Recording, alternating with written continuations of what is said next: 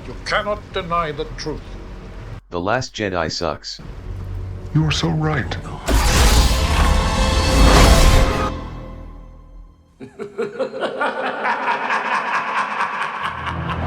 What's going on, everyone? Jeremy here from The Quartering, and bizarre rumors out there that Disney has reached full panic mode in terms of what may or may not have been leaked via their director's DMs, as well as some bizarre rumors around the Disney Plus uptake rate. Now, we know that a lot of people tried out Disney Plus, 70 million or something like that worldwide, but what is the actual uptake rate? We saw Quibi had a whopping 8% uptake rate, meaning after the, 90-day free trial or 30-day free trial, only 8% of people converted from a free service to a paid. That's devastatingly low. Now, you wouldn't expect it to be 50 or 60%, but 8% is a non-starter. I did see this article out via Bounding into Comics that said, new rumor details that Disney encouraged individuals to delete Twitter accounts after recent Twitter hack. And then there's another headline saying, Disney is in full panic mode. And this comes from Clownfish TV and other sources. It says a new rumor that Walt Disney Company instructed certain individuals to delete their Twitter accounts after the recent Twitter the Twitter issue that targeted verified Twitter accounts. I actually didn't know that was targeted towards verifieds, but apparently. CNET reported that Bitcoin scammers targeted Twitter accounts of Elon Musk, Bill Gates, Kanye West, Barack Obama, and other famous tech executives, entertainers, and politicians on Wednesday in what appears to be a large-scale hack. The scam saw hackers post Musk, Gates, and others offering money. We saw that. However, while the hack may have looked like a Bitcoin scam from the outside, Business Insider reports it may have been much more. They note that the Twitter hack compromised the accounts of high-profile celebrities, politicians, and business leaders. Business Insider spoke to Kevin O'Brien, CEO of email security group Great Horn, who speculated that the Bitcoin scam might have been cover for a more nefarious hack. O'Brien questioned. The question is this something of a false flag, he said. It looked like a Bitcoin scam, but really, say the accounts were being accessed because there was information on there that made them valuable. Certainly the DMs. We saw Rian Johnson, director of one of the worst Star Wars films in history, and a film that was overrated called Knives Out, completely delete his Twitter account. Now, he has said that in a separate Twitter account that once he gets his account back. So I'm not sure if whoever hacked it deleted his account, which would be hilarious. But it appears that Rian Johnson did not deactivate his account like some people think. He elaborated, it wouldn't be terribly surprising that if there was a simultaneous, much wider attack, maybe not even just on Twitter. He continued, in security are paid to be paranoid, and the paranoia says that there's something else happening at the same time, or that these accounts were being accessed in ways that were far more damaging.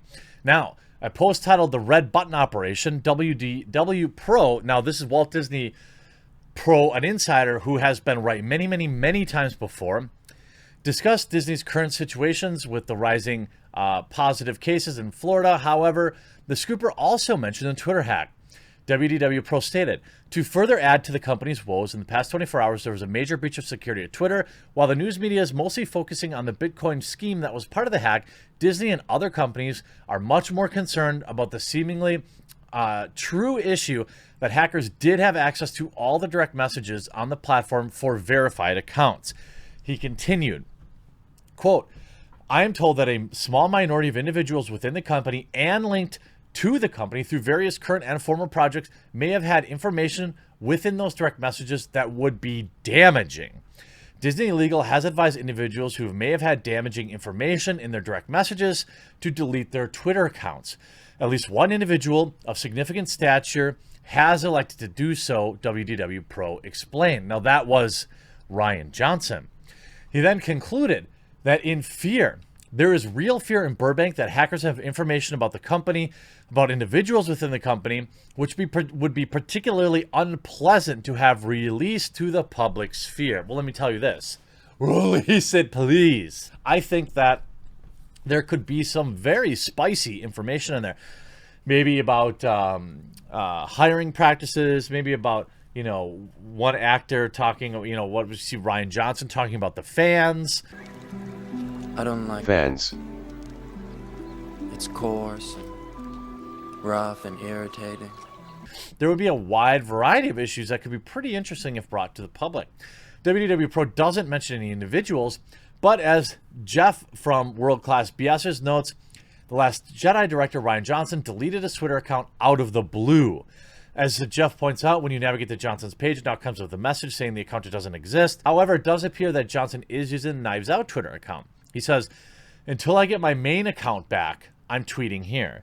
When Lionsgate asked Johnson if he was okay, the Knives Out account responded yes. So when he says when I get my account back, it kind of makes me think that he didn't deactivate it on purpose, that he didn't delete it. In fact, he's saying that, he intends to be back. So I'm not sure how much truth is, at least to that Rian Johnson deleted his account because Disney Pros told him to. But that doesn't mean that Disney didn't tell him that. Here's another report here saying, now this says on One Angry Gamer, so understand the source, but I should credit the source where the source is. They do gather some more sources that I tend to believe more like Clownfish TV.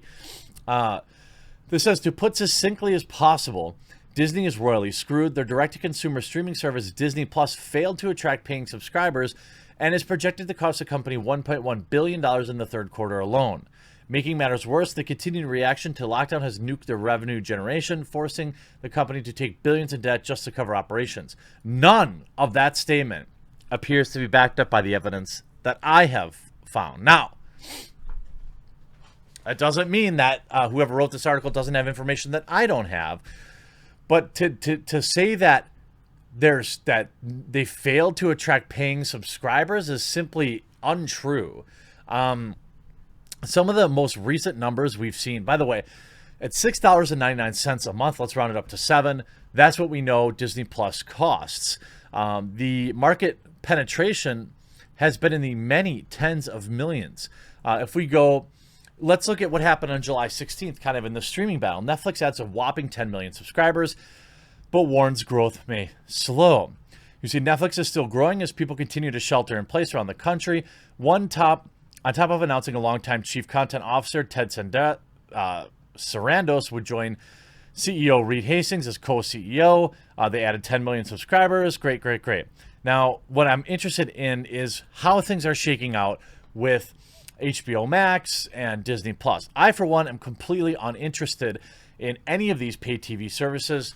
They had a great thing going when there was just Netflix and Hulu, and most of us cord cutters could get the product for $20 a month.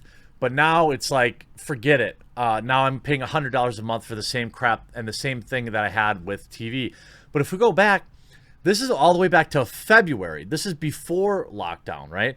Disney reports 26.5 million Disney Plus subscribers. And they referred to them, by the way, in this article as paying subscribers.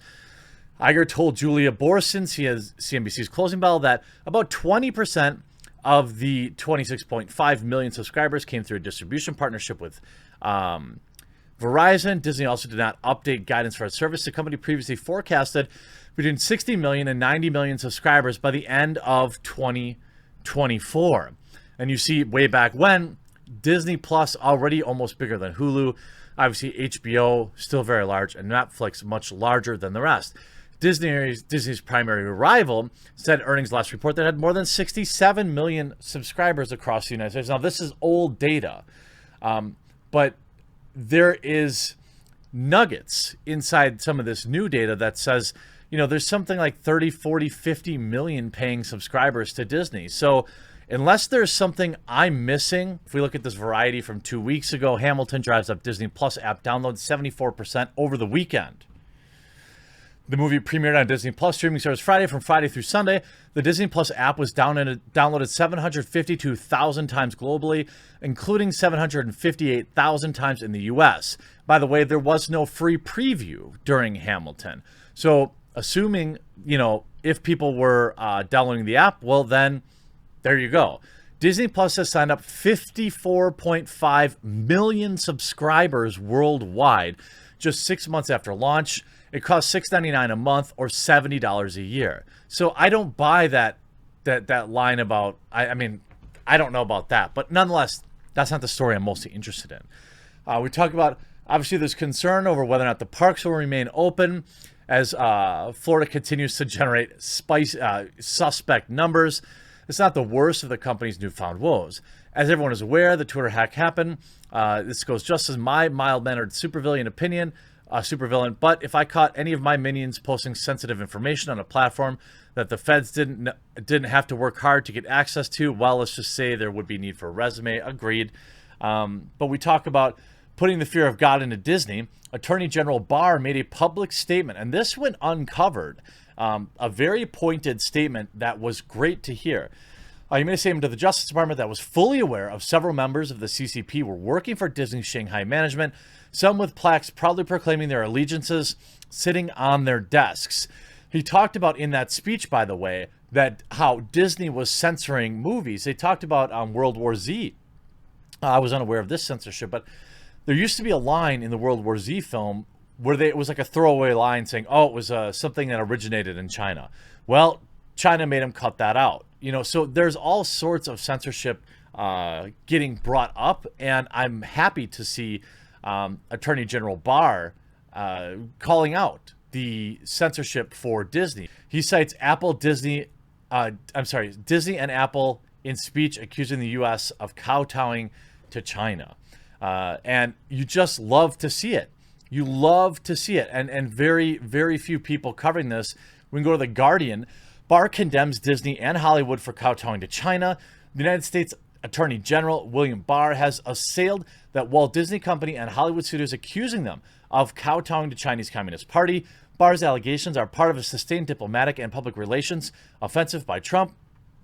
And they go on to say, the moment of courage wouldn't last long. Barr noted China banned Disney films, leading up to an apology from the company for making Kundun. The management then lobbied China to build Disneyland in Shanghai, allowing Chinese officials to have roles running the theme park.